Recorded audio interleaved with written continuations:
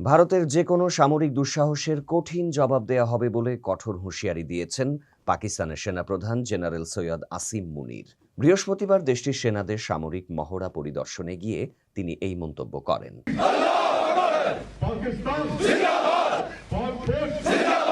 পাকিস্তানের আন্তঃবাহিনী জনসংযোগ পরিদপ্তর বা আইএসপিআর এর প্রকাশিত এক বিবৃতিতে জেনারেল আসিম মুনির বলেন, একটি বিষয় নিয়ে কোনো রকমের বিভ্রান্তির সুযোগ নেই। তা হল, ভারতের যে কোনো সামরিক দুঃসাহসের দ্রুত জবাব দেয়া হবে, যা হবে দৃঢ় এবং আরও জোরালো। জিও নিউজ এই খবর নিশ্চিত করেছে। সম্প্রতি ভারত নিয়ন্ত্রিত কাশ্মীরের পেহেলগামে ঘটে যাওয়া একটি হামলায় ২৬ জন নিহত হয়। গত ২২ এপ্রিল এই হামলার ঘটনা ঘটে। নয়াদিল্লি এই ঘটনার পেছনে পাকিস্তানের সংশ্লিষ্টতার অভিযোগ আনলেও ইসলামাবাদ তা কঠোরভাবে নাকচ করেছে।